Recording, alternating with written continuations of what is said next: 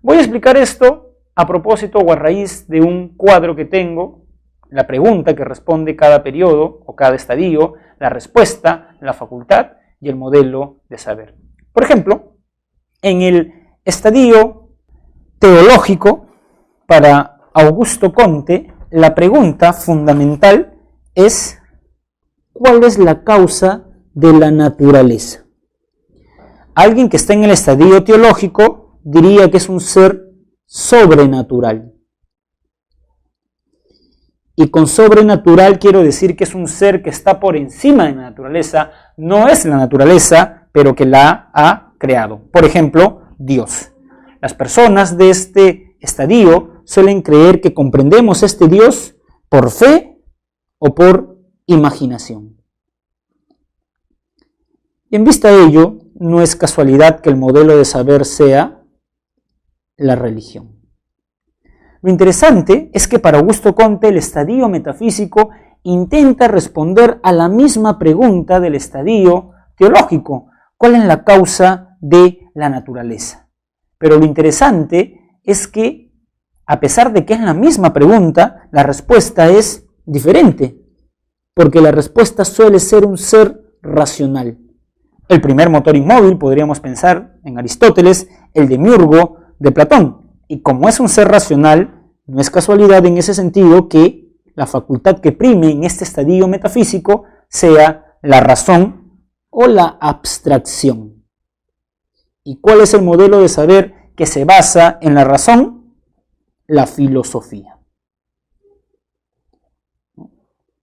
La filosofía. Pero tenemos un tercer estadio para Augusto Comte.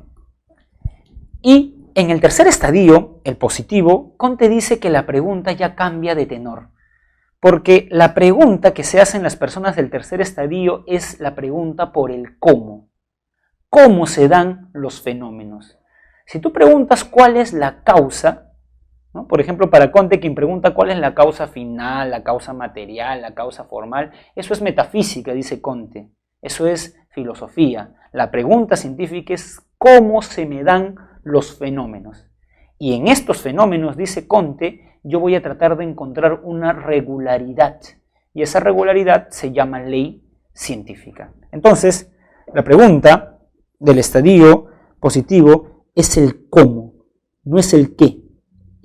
¿Cómo se dan los fenómenos?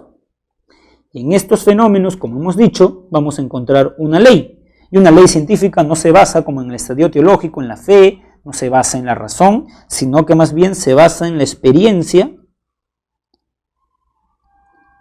y en la razón. Y el modelo de saber que busca leyes y se basa en la experiencia, para Augusto Comte, es la ciencia.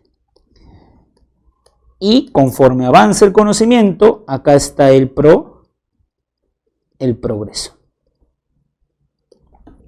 Dos cosas para afinar este cuadro. La primera es que les pueden hacer preguntas del siguiente tipo. Supongamos que un chico postula un trabajo, lamentablemente no ingresa, y cuando vuelve a su casa su mamá le dice: no ingresaste a ese trabajo porque no fuiste a misa conmigo. Y les preguntan en el examen de la pre: ¿en qué estadio se encuentra esta mamá?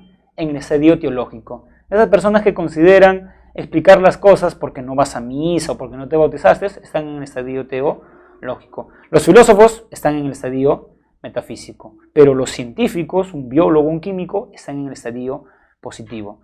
Incluso Comte dice que esos estadios eran como el desarrollo de un ser humano. El estadio teológico sería la niñez de la humanidad. ¿Por qué la niñez? Porque eran ingenuos los seres humanos de ese entonces. De pronto había un movimiento telúrico y se preguntaban: ¿qué estamos haciendo mal que Dios nos está castigando? Claro, como no podían explicar el movimiento telúrico por esto de las placas tectónicas, daban cualquier causa. Luego hay un desarrollo con el estadio filosófico. Está la adolescencia, dice Comte. ¿Por qué la filosofía se asocia con la adolescencia? Porque el filósofo, dice Comte, se revela frente a la experiencia. Y luego el tercer estadio, el estadio positivo, es el estadio de la madurez del intelecto humano. ¿Por qué? Porque el científico puede probar lo que dice. Es decir, para Comte existe un pro progreso. Y además es bastante importante que sepan que para Comte el fin de la ciencia es un fin utilitario. A medida que avance la ciencia, la humanidad va a tener más bienes, más bienestar.